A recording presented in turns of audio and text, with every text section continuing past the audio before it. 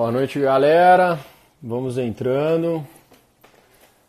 A gente vai falar aí, tô esperando o Pedrão. Assim que o Pedrão aparecer aí, a gente começa a fazer nossa live de hoje. A ideia dessa live hoje... Aí o Pedrão chegou aí, ó. Fala, Flor. Entrando aí. Mateusão já vem com as piadas dele. Menos piada, Mateusão, por favor. Agora é... Tá me ouvindo aí? Eu não tô te ouvindo, não. Aí, Não tá? agora... Pera. Não, agora foi, agora foi. Foi. Precisa... Vamos ver se a galera tá ouvindo a gente aí. Não sei se tá todo mundo me ouvindo. Galera, dá um salve aí, que vocês estão bem? Estão ouvindo a gente? Não? A Mili quer a garrafinha, é só no final. E tem que ficar na live até o fim. Eu vou até ver os espectadores aqui, ó. Juliana Galavazzo, vai dormir, filha. Tá na hora de dormir que amanhã acorda cedo. E tá aqui por interesse que eu sei. Tem que ver se a galera tá ouvindo. Acho que a Mili falou que sim. Acho que tá, a galera deu joinha ali embaixo. É importante, vamos ver se tem mais gente chegando aí. Ih, olha lá, ó, chegou. Renatão falou que ia ver a live do busão, velho. O Renatão é Miguel, velho. Pela madrugada. Ele tá atacado hoje. Ele falou que ia pedir até pra participar da live hoje. Eu falei, mas não vai mesmo, falei pra ele. Cadê? Quem mais? Andy Roods, O Ayrton Gordinho, Pena. Ayrton Pena. Essa galera aí acho que é com você. Você conhece esse pessoal? A Camila, Camila.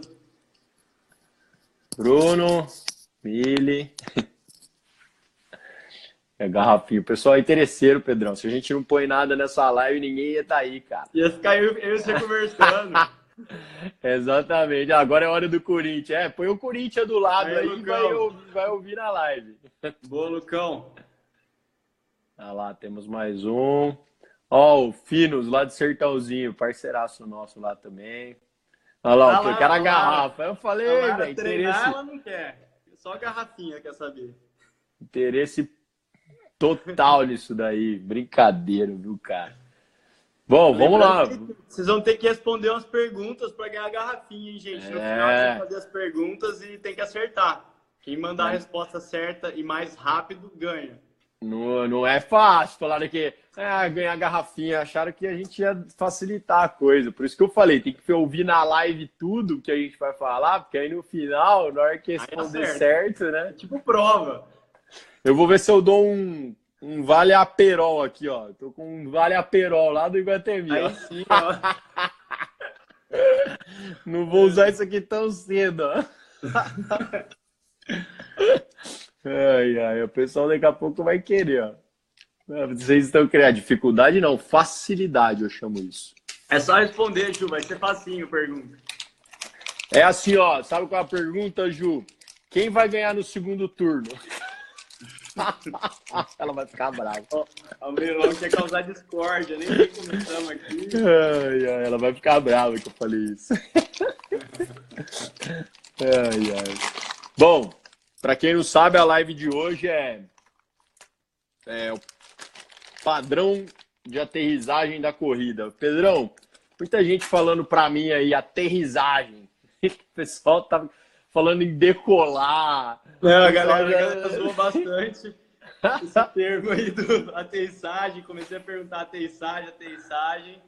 Aí o pessoal falou assim, não é avião? Como é que aterrissa na corrida e tal? Aí, aterrissagem nada mais é que o primeiro contato que a gente tem com o solo, né? Qual parte, né? Quando a gente pergunta qual é a sua aterrissagem, qual a sua técnica de aterrissagem, nada mais é qual a primeira parte do seu pé que toca o solo quando você vai descarregar o peso na passada, né? Exato. E aí a gente divide essa aterrissagem, ela pode ser de 3 maneiras, né? Tá, antes de você falar, pera lá. Vamos avisar a galera. Nós vamos ter, então, 2 sorteios. Para quem tiver dúvida, vai mandando as perguntas aí embaixo que a gente vai anotando. E nós vamos fazer uma live que eu vou soltar até aqui no cronômetro de, no máximo, uns 20 minutos, né? Isso, dá tempo de ver o jogo ainda, gente. Fica aí, que já tem Tá. Corinthians. Então, para quem tiver qualquer dúvida, manda aí pra gente. Eu anotei algumas que eu te mandei aí, as que você colocou já na pauta aí, né? Isso. Eu anotei a Tá. sua aqui também, acho que tá tudo, as perguntas que já foram feitas estão todas anotadas, a gente vai responder, vai ser logo depois que a gente passar o conteúdo maior nosso aqui. Beleza. Então, agora valendo 20 minutinhos da nossa live, vamos Aí, começar. salve A gente Futsal tá, São Carlos, aí, boa. A Mari, tá entrando a galera toda aí. a gente tava falando de aterrissagem, né? O pessoal achando que era de avião, mas Mas não. é do pé, gente. Fica tranquilo que é só do nosso pé na corrida. Não tem nada de muito monstruoso, nada de decolagem, nada. Simplesmente o primeiro toque do pé com o solo, que parte Exatamente. Olha lá, o pessoal já tá mandando. Eu vou anotando e o Pedrão então vai desenrolando aí, Pedrão. Perfeito. Manda bala nas perguntas aí, gente. Quem tiver de dúvida vai mandando, que a gente anota e depois a gente esclarece tudo. Então, a aterrissagem ela pode se dar de três maneiras, né? A gente pode ter o primeiro contato com o calcanhar, quando a gente aterrissa, que é o que a gente tem. Quase 65% dos corredores hoje em dia ainda aterrissa com o calcanhar. A gente pode encontrar também chamado de retropé, nada mais é que o calcanhar. O outro contato é o contato com o médio-pé, que seria uma parte mais anterior. Se você dividir o pé em três partes, seria do meio para frente ali, ou ela pode ser uma entrada com o antepé, que seria bem a pontinha do pé. E aí a gente fala assim, mas e tem importância o jeito que eu entro com o pé no chão? Tem muita, né? E como? Apesar da grande maioria dos corredores aterrissarem com o calcanhar, a gente vem estudando e os estudos vêm mostrando que não é a forma mais adequada quando se pensa em dissipação de força de reação do solo, né? Pensando em amenizar essa força de impacto no solo, né, a gente deveria ter uma aterrissagem um pouco mais para a parte anterior do pé, né? Pensando mais do meio para frente ali, o médio pé seria mais interessante. Sim. E aí, voltando um pouquinho lá atrás, os estudiosos de corrida eles gostam muito de comparar o nosso padrão de corrida com o padrão dos ancestrais, né? Pensando em homens das cavernas e tudo mais, Idade Média, onde todo mundo corria descalço. E quando você pensa numa corrida descalço, você mesmo que corre aí, todo mundo quiser fazer o teste aí, tenta colocar uma velocidadezinha um pouquinho mais baixa aí, na esteira, e ver como é que você vai aterrissar. Dificilmente você vai conseguir aterrissar com o calcanhar. Você mesmo vai sentir tanto o barulho, vai ser muito alto, quanto o impacto no seu calcanhar vai ser uma coisa que você vai falar assim, não é possível, não vou conseguir correr assim. Então aí a gente volta lá para antes dos calçados e tênis com amortecimento no calcanhar, onde a corrida natural realmente ela se dá com a aterrissagem no meio do pé ali. A gente usando a panturrilha para dissipar essa força de reação do solo e não a entrada com o calcanhar, né? Exato. Eu acho que essa história da corrida aí é bem bacana, né, de ter abordado, porque, na verdade, a gente corria descalço. Os tênis, né, foram entrando, o tipo de piso foi também mudando, né? Hoje em dia, a gente falar de correr descalço aí na rua, a gente está propício a uma série de coisas, lógico. E aí teve pessoas e empresas, né, que criaram até o Five Fingers, né, famoso Five Fingers. Eu tenho inclusive um, se a galera quiser depois que eu mostro aqui, é o tênis dos dedinhos, né? E eu corria com ele, cara, é uma casquinha. Mas assim, o que eu trabalhava de musculatura, o que eu trabalhava vamos dizer assim, de percepção, de sensibilidade do meu pé no solo, era muito maior. Só que, lógico, a gente tem que deixar claro que a gente vem numa evolução, né? Então, eu acho que lá atrás era uma coisa, hoje já mudou-se muita coisa, muito pelo marketing, que muita gente... Isso é muito forte. eu preciso bater o calcanhar, porque o vendedor da loja falou que bater no calcanhar o cara aumenta o amortecimento, do que o tênis vai amortecer mais ou menos, enfim. Eu acho que tem que deixar muito claro isso daí. Mas, enfim... vamos continuar dentro disso daí, do que você vinha falando, que eu acho que a curiosidade da galera vai ser interessante do que a gente vai expor. Legal, então Então, isso aí que o Mirão falou, a indústria dos calçados veio muito forte mesmo, principalmente nos últimos, a gente fala no último meio século aí, né? Os últimos 50 anos, a gente vem tendo um desenvolvimento de calçados cada vez mais avançados, mas muito deles não pensando tanto na biomecânica, mas mais na venda mesmo do calçado. Então, eles vêm incrementando os amortecimentos no calcanhar, o que induz cada vez mais as pessoas a aterrissarem com o calcanhar, uma vez que o amortecimento está ali, né? Então, a entrada do calcanhar, ela vem parecendo que seria o correto, né? Tanto que a grande maioria dos Sim. vem aterrissando com o calcanhar e não é bem o correto quando a gente pensa em biomecânica e em dissipação de força de reação do solo. Eu acho que é por aí mesmo. Eu acho que dentro desse contexto, igual o pessoal está perguntando aí, eu estou colocando que a gente vai responder todas as perguntas, eu acho que tem uma série de coisas que influenciam uma passada, né? A gente tem que deixar isso claro.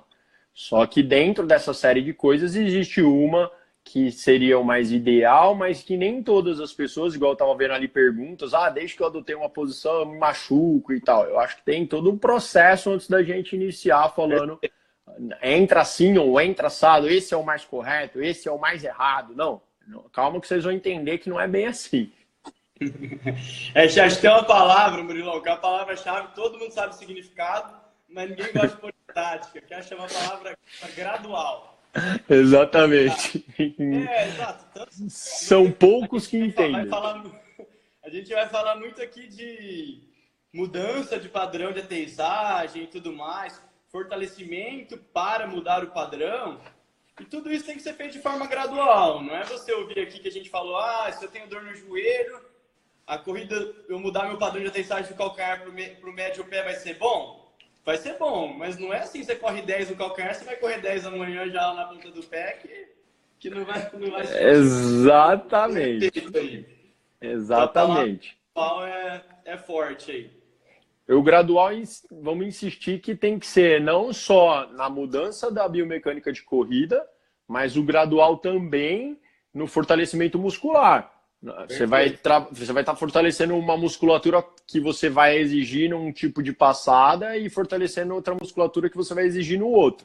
Então, assim, você também tem que fazer exercícios específicos para aquele tipo de passada e que vão melhorar gradualmente. E aí sim, transferindo toda a força que você está adquirindo na sua preparação para a passada. Perfeito. Quando a gente pensa assim, no fortalecimento, pensando na mudança, né?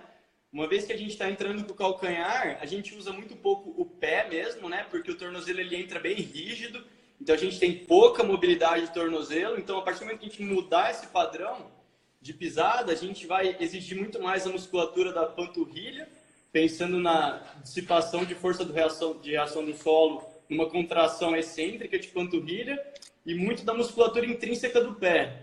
Então, tem diversos exercícios que podem ser utilizados, como aquele de puxar a toalhinha, não sei se vocês já ouviram falar daquele exercício. Esse exercício da toalhinha é ótimo. É muito bom para intrínsecos, né? Tendo em vista que, a partir do momento que a gente muda para o médio pé, os intrínsecos vão ser os primeiros músculos a dissipar alguma força ali, né? Porque o pé tocou no solo, os intrínsecos já vão estar sendo solicitados para dissipar o primeiro tanto de força ali. Por mais que seja um percentual pequeno, tem de vista que os intrínsecos são músculos pequenos, porém eles têm que estar preparados para receber essa carga, senão a gente pode sofrer com umas lesões, com alguma fratura por estresse, alguma coisa um pouquinho mais complicada se a musculatura não tiver fortalecida e bem adaptada para receber aquela carga ali. Perfeito. Eu acho que é bem isso. E o pessoal até, acho que a Camila, né, colocou aí, Camila Venditti, gradual desde que tenha um fortalecimento muscular. Perfeito, é isso aí. Eu acho que tem que entrar nessa linha mesmo. Se não fortalecer, gente, desculpa, nem começa a correr. Esse é o lance. O Jimmy Wilson é um físio lá da Austrália, mano. Eu vou começar a falar inglês, então. Jogou bola comigo. Tô perdido. Ai. Tá, nós temos aí, então, a segunda parte aí. A gente falou um pouquinho da história, de como fazer a transição, né, a graduação. Isso. E aí partimos... Tem umas duas coisinhas legais também. Tem um estudo, né? Tem um estudo legal de um antropólogo, né? O antropólogo, ele estava pensando nessa história de corrida ancestral, como correm corrida na Idade Média. Aí ele pegou e falou assim, vou encontrar uma população para eu pesquisar que não tem contato com tênis, né? E que gosta de correr. Aí ele foi no lugar certo, ele foi no Quênia. Aí ele foi no Quênia e pegou e a molecadinha no Quênia, né? Tudo é vidrado em corrida, né? Porque é o espelho que eles têm, né? Os atletas quenianos são reconhecidos mundialmente pelas provas de longa distância. E esse antropólogo foi analisar o padrão de pisada dessas criancinhas que não tinham dinheiro, então não tinham tênis, corriam todos descalços. E ele notou que 98% delas, todos atensavam com antepé. O que mostra que nada mais é do que natural. O natural. Né? Exato, totalmente natural. Se você for por instinto, né, a gente aterrissaria com antepé, se a gente não tivesse toda uma influência aí. Exato. A gente não tendo a informação que a gente teve alguns anos atrás de que o mais correto seria entrar com calcanhar, e aí depois as pesquisas vieram mostrando que não, e aí todo mundo começou a mudar, então é ponta de pé. Tem que deixar muito claro, gente, calma que não é esse é o certo e esse é o errado. E existem algumas pessoas que se adaptam a um tipo de pisada e outras se adaptam a outro tipo de pisada. A gente tem que deixar isso muito claro. A gente não quer transformar a passada de ninguém aqui, mas a gente tem que deixar claro para uma pessoa que está a fim de melhorar a questão de uma corrida, ter uma corrida mais leve, uma corrida sem tanto esforço, que ela não vai poder entrar a retropé. Ela não, no termo amador, ela não pode entrar com o calcanhar. A gente sabe, tem muita gente que entra, não teve nunca uma lesão, não teve nada. Mas a gente tem que considerar que quando a gente entra com o calcanhar, a gente pode até fazer o teste. Na hora que a gente bate, a perna entra normalmente esticada, né? A angulação ali na perna é direta, você sabe, enfim. Então é panturrilha, é joelho, é tornozelo, é quadril, enfim. E aí a gente é jogado para trás, né? O pico de impacto, quando a gente entra com o calcanhar, ele aumenta em até 3 vezes na articulação do joelho, né? Então você vê que você tem uma sobrecarga articular significativa, tanto tibial mesmo, né, podendo gerar um estresse tibial, quanto um estresse patelofemoral, uma dor anterior no joelho, algo do tipo, devido ao estresse, devido à falta de dissipação de força de reação do solo pela entrada com o calcanhar mesmo. Uhum. E aí você está se desacelerando. Quando você bate o calcanhar no chão, você está sendo transferido para trás. E você tem que ir, na verdade, para frente. Então, assim, a força que você tem que fazer na hora que você faz a aterrissagem, bate o calcanhar, beleza. O amortecimento já não é o mesmo, que a angulação em perna é direta. Tudo bem. Nunca tive nada. Beleza, mas aí você tem que fazer uma força para anular a força que está te jogando para trás, para depois você começar a ser jogado para frente. Perfeito. Uma coisa que a gente vê, né, a transição, ela é muito recomendada para pacientes mesmo, para pessoas, para corredores que vêm queixando de dor, né? A dor anterior no joelho tem diversos estudos que mostram que uma mudança de padrão de aterrissagem pode atenuar muito e com certeza faz parte de um processo de reabilitação, principalmente quando a gente fala uma dor patelofemoral, né? Aham.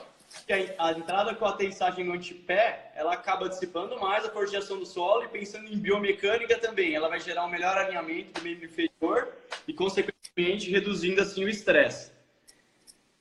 Tem uma presença ilustre aqui, ó. Rodrigo Baldon, físio, professor meu aí, ó. Vamos ver, hein, Pedrão? E aí nós tivemos algumas perguntas aí, Pedrão, para a gente responder. Nós estamos com 13 minutos aí. Para tentar... E vamos tentar ser o mais objetivo nelas.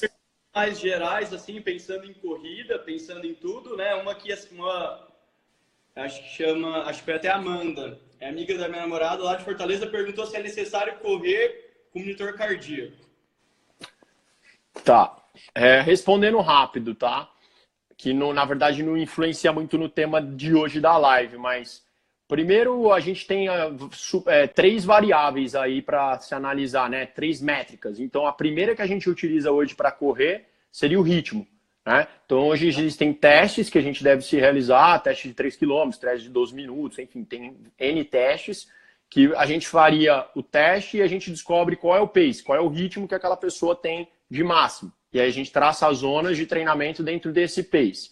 Segundo, que a gente usa e está sendo muito estudado é a percepção subjetiva de esforço, a PSE, tabelinha de Borg de 0 a 10, fraco, muito fraco, moderado, firme, forte, muito forte, enfim. E a terceira seria a frequência cardíaca. Então, respondendo a pergunta dela, eu preciso usar um monitor cardíaco para correr? Primeira coisa seria você fazer um exame cardiológico. E aí sim, lá você vai ter a sua frequência máxima atingida, né? Então, fez o exame cardiológico, normalmente ergospirometria ou ergométrico, aí você consegue pegar a frequência cardíaca. Murilo, não sei meu pace, não tenho ainda ideia da minha percepção subjetiva de esforço. Vai pela frequência cardíaca. Mas a gente sabe que frequência cardíaca está quente, ela sobe, está frio, ela demora para subir, e às vezes você está já numa percepção de esforço ou muito maior ou muito menor. Legal. Murilão, tem duas perguntas que estão bem aqui na cara, vamos responder elas rapidinho, como posso evoluir nas minhas passadas? A Camila perguntando aqui. Eu acho que os educativos de corrida são uma forma legal de você evoluir, treinar essa passada embaixo do tronco. A gente falou na live passada de uma cadência aumentada, que é um negócio interessante.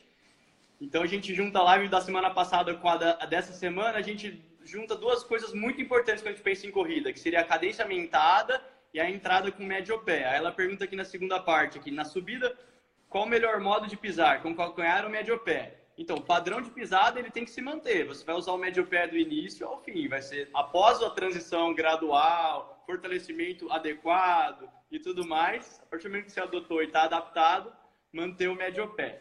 Lembrando que na subida usa mais o braço, exagera bem no trabalho dele, que vai te ajudar muito mais do que você ficar pensando na passada. E sobe mais o joelho, então você tem uma alavanca maior também.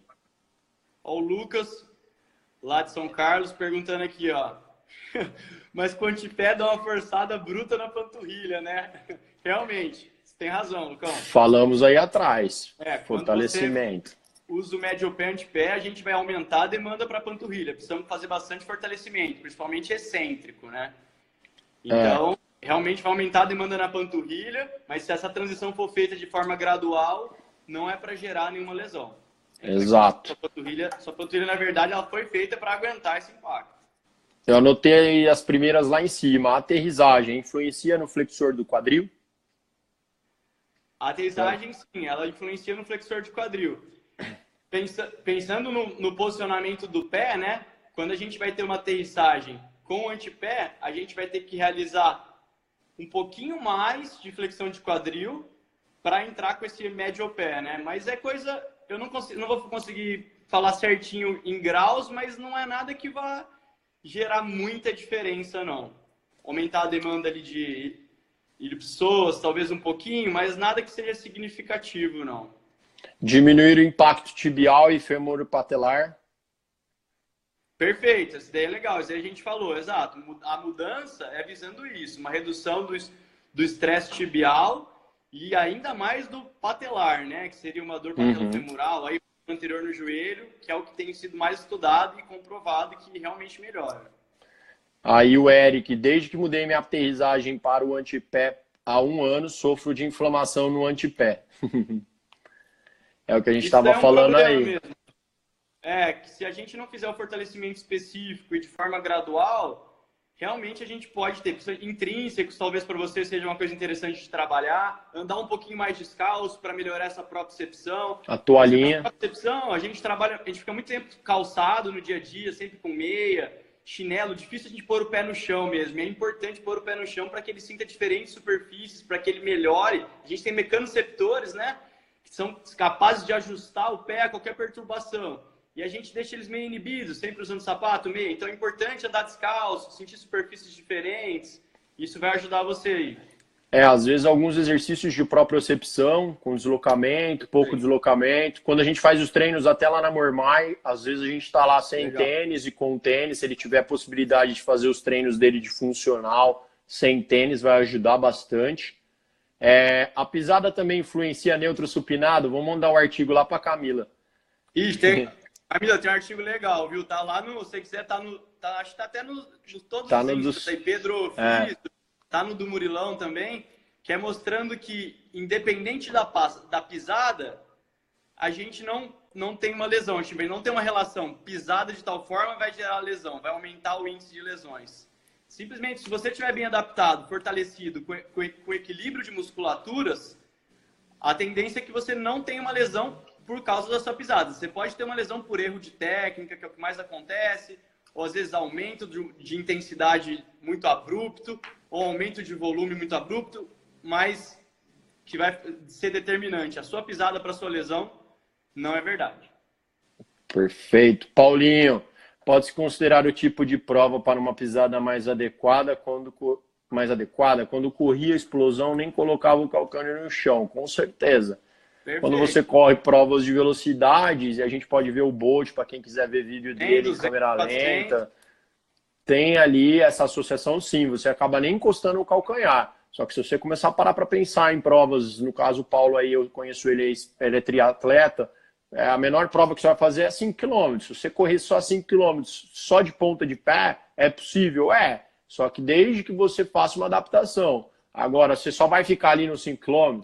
Se você for começar a pensar em progredir para provas mais longas, você vai ter um problema aí, porque aí você vai ter que mudar de novo o tipo de passada para ter um pouco mais de apoio, porque só de ponta é bem complicado. A gente está falando aí de uma corrida bem agressiva.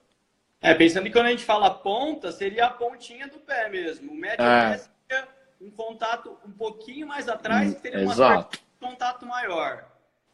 No caso ali, ponta para velocista, gente. A gente tem que parar para pensar nisso. Se você vai fazer provas de atletismo, até ficamos quietos. Agora, a partir de 5K, meio ponta, entrando, às vezes, passando o pé todo no chão, é muito mais indicado. Mas lembrando, não tem a certa, essa é a certa. Não, tem a mais econômica, que gasta menos energia, a que tem números de lesões menores. Uma coisa que os artigos vêm mostrando também é que se você está adaptado ao seu padrão de pisada, está rendendo seus treinos, você vem tendo melhora de tempos e tudo mais, e não tem dores, não tem por que mudar. A estratégia de mudança é visando uma redução de estresse na patela, redução de estresse na tíbia, uma corrida mais fluida, mas se você está bem adaptado, às vezes não seria indicado uma mudança. Não é uma obrigação, não é fechado. A única dica que eu dou é, eu corria com uma cadência baixa, eu entrava calcânio lá atrás e, cara, depois que você descobre mais passado o pé no seu centro de massa, uma cadência maior, a corrida é outra, a evolução é outra. Faz o teste, gente, faz o teste, vocês vão ver, é muito mais confortável, você faz muito menos barulho tocando o solo, o que mostra que você está dissipando melhor essa força de reação do solo. Então você vai sentir que é uma corrida muito menos sofrida, muito mais tranquila. De início, talvez você canse um pouquinho para ficar pensando na entrada do pé, pra se adaptar. Mas depois que pega o jeito, vai que vai. O Paulo falou, para mudar o médio pé tem que fortalecer o arco plantar? Sim, é importante você fortalecer. Aquela parte de trabalhar um pouco descalço é importante, que a gente vinha falando, né? Trabalhar com mobilidade do pé seria interessante, né? Superfícies diferentes, tentar manter estabilidade unipodal, mantendo o arco, né? Forçar esse arco para ser mantido. Às vezes o arco pode estar relacionado com uma fraqueza lá de cima do quadril, de glúteo. Então, às vezes, o glúteo lá em cima vai fazer, se ele tiver fraco ou ativando atrasado, ele pode fazer uma rotação interna de fêmur, uma rotação interna de tíbia, que vai levar a um desabamento do arco. Lembrando que é isso que o que está gerando. O Paulo falou exatamente aqui, que tipo de exercício de fortalecimento para a corrida. Puta, Paulinho, tem N exercícios, vários. Mas visando essa questão da passada, sei lá, eu como educador, depois Pedrão já fala, muito exercícios de estabilização, exercícios isométricos, exercícios como vasto lateral, medial, glúteo médio, algum trabalho de força, sim, é necessário você também fazer, porque eu, por exemplo, sou um cara que compensei muito por quadríceps e hoje venho trabalhando posterior. Então, assim, que tipo de exercícios seriam os mais hoje, se for para parar para pensar bem nessa questão de passada para sofrer menos, de arco plantar, seria de panturrilha, de tibial anterior, que ninguém faz, que seria o musculinho da canela, que também gera ali um estressinho na mudança, glúteo médio, e aí o Pedrão toca outros aí do lado dele. A gente gosta de avaliar, né? Então, o ideal seria uma avaliação aí. A gente fazer uma avaliaçãozinha seria interessante. Às vezes fazer um teste, um step down, é um teste bem completo, para ver se o core tá legal, para ver se o joelho ele tende a entrar em valgo dinâmico, né? Que é o que a gente tenta prevenir ao máximo, né? Pensando no descargo unipodal, né? A gente quer que o joelho saia alinhadinho com o pé ali, que ele não entre, para não gerar uma sobrecarga na patela. Então, acho que uma avaliação seria legal, mas exatamente, o Murilão falou tudo ali. Tem que trabalhar desde quadríceps, posterior de coxa, que a gente vai ter com contração, conforme vai dando a passada para dissipar essa força de reação do solo, a gente tem contração tanto de panturrilha, excêntrico, quadríceps, posterior de coxa, o glúteo mais pensando em estabilização, em controle dessa rotação do fêmur. Então, é um fortalecimento como um todo. Não pode esquecer do core, né? A gente tem que ter o tronco bem estabilizado. Exercícios de prancha, né? Como um todo aí. Eu acho que também é importante falar, Pedrão, que você faz o teste do step down e tem aquele outro aparelho que a gente fez também, a galera legal. Não conhece aí. Tem o dinamômetro isométrico, né, que a gente consegue avaliar exatamente o quanto de força a gente consegue gerar em cada movimento, né? Então a gente avalia normalmente a abdução de quadril, extensão de joelho, flexão de joelho. Então a gente já tem bastante informação para ver se a gente encontra alguma simetria de um lado para o outro, ou para ver se a gente encontra alguma fraqueza. Às vezes a fraqueza é bilateral, né? Dos dois lados tem a fraqueza, ou às vezes não. Às vezes a fraqueza acaba sendo de um lado só e a gente tem uma simetria que a gente fala. Se tiver um 15% de diferença de força de um lado para o outro, é considerado uma simetria, mas é bom que aquilo lá te dá um enfoque, te dá um foco ali. Não, eu preciso trabalhar mais posterior. Ah, não. Meu negócio é o glúteo máximo, que tá mais fraco. Isso é interessante. Outras perguntas aí que tinham, acho que o Renato tinha feito uma para mim que eu te mandei. Eu tenho duas muito engraçadas, Murilão. Uma é assim, ó. Dá para terceirizar a corrida? Tipo, você corre, eu emagreço? Sem chance. E o Lucão? O Lucão, para quem não conhece, é professor nosso lá na Triple. Ele é bem fortinho, ele soltou assim, ó. Como deixar de parecer um boi correndo? É a pergunta dele. Começa a treinar, Lucão. Essa é a resposta. Ele só treina força. O Barbinha acho que falou uma também aí, o que eu te mandei, alguma coisa do iniciante. Ah, tá. Eu lembro do Barbinha, vou lembrar de cabeça. Era assim, ó. Ele perguntou: qual é o erro mais comum na pisada dos iniciantes? Acho que foi essa dele. O erro mais comum dos iniciantes hoje na corrida, pelo que eu venho avaliando lá, na postura da galera, é a galera que entra com o calcanhar e todo mundo, eu aprendi errado, sempre foi. E passadas largas. Todo mundo tem a passada, né, o comprimento do passo muito grande e o calcanhar tendo o primeiro contato. Esse é o erro gritante, o maior deles. Bom, fato. São os dois. Acho que a pessoa pensa, quando começa, né, pensa em, eu vou acelerar meu ritmo, que é aumentar a passada, ao invés de aumentar o número de passos, que seria o correto. Perfeito. Aí, Bruno Naldi, irmão meu, esse aí, ó. Ah lá, ó. Preciso fazer essa avaliação, Camila, indico. Eu fiz esses dias aí e hoje venho trabalhando em cima dos meus maiores erros. Tá? Então, acho que tem que fazer. A milha eu avaliei ela essas semanas aí para trás, calcanhar, abrir a passada. A gente tem que começar a orientar essa galera aí. Mais alguma outra aí, Pedrão, que ficou para trás? Eu lembro que você perguntou uma de recuperação, que eu ia responder. Tenho mais uma aqui, que é de um outro brother meu, chama Henrique Regalo. Mas espera aí, ó. Tem aqui, ó. O Eric, a avaliação é feita lá no CTF mesmo. É lá na Viscondinha 1660. É só mandar. Depois, se quiser mandar no inbox, aí a gente conversa. Ó, tem uma que é assim, Murilão. Os treinos de recuperação pós-longão, o que é melhor ser feito? É melhor a gente descansar ou é melhor a gente fazer um treino mais cadenciado? Pergunta boa. A recuperação, para quem não sabe, num treino é importante a gente fazer a preparação, que é o aquecimento, e no final, que tem o treino principal, o desaquecimento.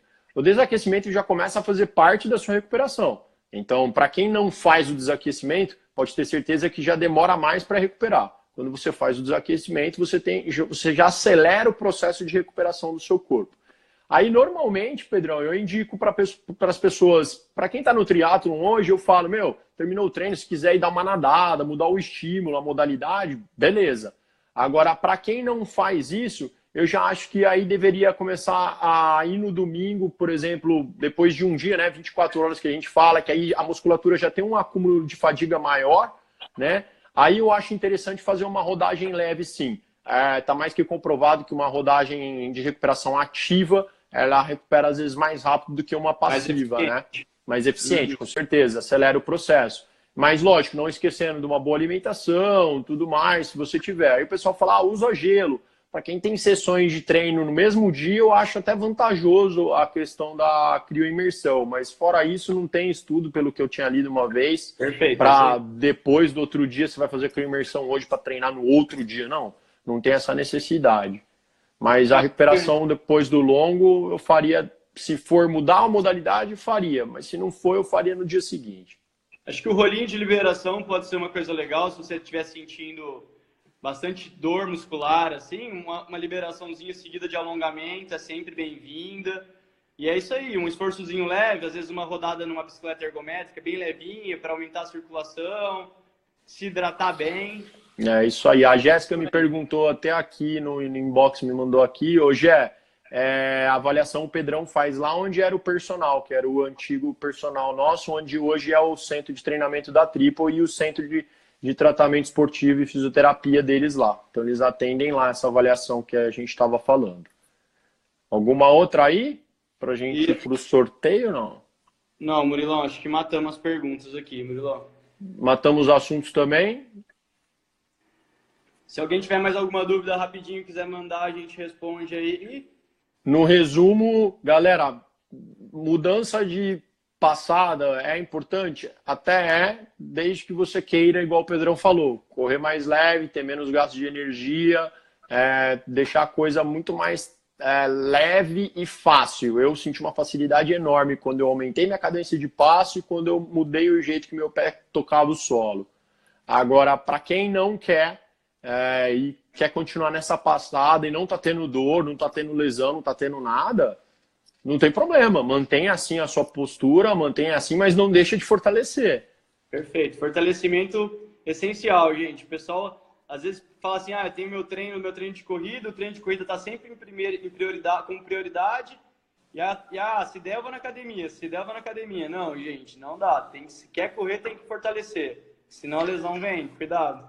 É isso aí. Então, as duas perguntinhas aí, o pessoal da Track and Field disponibilizou para a gente 2 garrafas. Para quem viu aí no Stories da Triple, são aquelas garrafas de alumínio, térmicas, super bonitas, uma preta e uma branca. E o esquema para a gente sortear vai ser o seguinte, uma pergunta o Pedrão vai fazer aí, e dentro dessa pergunta ele vai dar opções A, B, C e D. Tem uma D? E D. Então, dessa A, B, C e D, que são 4, quem responder primeiro aí no texto, falando qual opção que é e acertar, tem que acertar. O Pedrão formula outra se não acertar, né? Que senão vai começar todo mundo a chutar. E acertar, leva. Então, vai valer uma garrafa branca, né, Pedrão? Isso, uma branca, a primeira. Uma branca, eu vou anotar aqui quem for responder. Então, Pedrão vai fazer a pergunta. Na hora que ele terminar de fazer as 4 opções, as 4 alternativas e falar valendo, aí a gente vê. Pera aí, não vai escrever antes, hein, gente? Na hora que ele estiver falando, não vale já falar, hein? Pera. Ó, vamos lá, hein? Primeira pergunta, valendo a garrafinha branca térmica da Track and Field. Qual é o músculo-chave no que diz respeito à estabilização e biomecânica de corrida? Opção A, quadríceps. Opção B, isquiotibiais. Opção C, glúteo médio. Opção D, psoas. Valendo! Valendo! Ó, o Léo, lá do Rio. E a galera? B, C. Aninha respondeu C e Bruno B. Isso, Bruninha. A Ana ganhou, né? A Ana ganhou, letra C. A Ana ganhou, a Ana foi a primeira a acertar. Aê, Aninha, letra C, não é letra B. Pedrão, explica aí o porquê. Aí vamos lá, gente. O glúteo médio, eu falei até um pouquinho no meio da live lá, falei bem rapidinho, só para não dar muita dica, que eu sabia que eu ia fazer essa pergunta, que eu tinha deixado no jeito. O glúteo médio, ele é o principal rotador externo do fêmur, né? Então, nada mais é do que ele controla a biomecânica do membro inferior como um todo, né? Ele vai fazer com que nossa perna, falando de uma maneira simples, fique alinhada. Família Quando a gente ABCD. bate o pé no chão, o glúteo médio está forte, ele controla o alinhamento e faz com que o nosso joelho não entre. Normalmente essa entrada do joelho vai levar a uma lateralização da patela, vai jogar a rótula lá para o lado, vai bater com o fêmur e vai dar dor. Resumindo, simples assim. Então o glúteo médio é muito importante. Tanto que na maioria das reabilitações de lesões de joelho, o glúteo médio ele acaba sendo chave também, assim como para uma melhor biomecânica de corrida e estabilização do quadril como um todo. A Oliveira H, só para falar que ela falou, ô louco, acertei primeiro. Apareceu pra gente aqui primeiro a Ana, depois a Oliveira. Então, assim. Ixi, é a Gabi. É a Gabi lá de São Carlos. Então, Gabi, é o que aparece pra gente aqui primeiro. Ixi, é verdade, Gabi. Na ordem aqui, ó, se você voltar aí, ó, é que aqui pra gente apareceu realmente a Ana mandou primeiro aqui. O Bruno mandou em primeiro, mas ele mandou B, velho. Mandou a Bruninha, o Bruno, B e B, aí depois a Ana, C. Isso aí. É isso aí. Pra mim apareceu o Bruno. Primeiro apareceu o Bruno Mendes pra mim, depois a Ana. Bom, vamos fazer a garrafa preta agora, é isso? Isso, agora a garrafa preta, a pergunta é do Murilão agora. Eu não vou fazer aquela do Pace, não, hein? Galera, vamos lá. É o seguinte, minha pergunta é muito simples, mas eu quero que vocês me respondam. Tem que ser rápido, hein? Eu quero que vocês me respondam em hora, minuto e segundo. Nossa. Eu não vou perguntar qual é o recorde da maratona, porque tá todo mundo achando que eu vou perguntar isso. Ou eu vou perguntar isso? Não. Vamos lá. Eu quero que vocês me respondam, que foi recente, qual foi o recorde do Ironman em Kona do Patrick Land? Valendo! Isso daí é coisa... Gente, essa pergunta aí eu não sei responder. Isso daí é coisa da galera do triatlon. Tem que ser difícil, velho. No Google voando. A corrida dele é a mais animal, velho. Vamos ver quem vai. A galera tá mandando vários números. Ai. Eu vou até confirmar, eu sei já. Olha lá o Bruno, ó. 7:40 e 32. Caraca. A galera tá chutando ou a galera tá pesquisando isso aí? Tá pesquisando.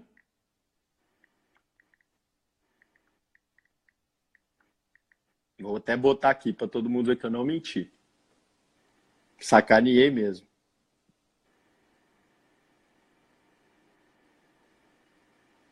E aí, 7 horas?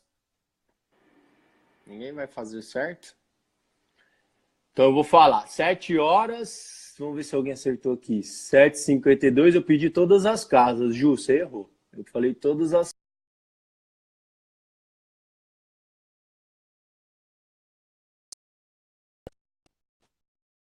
O soltou ali, Murilão.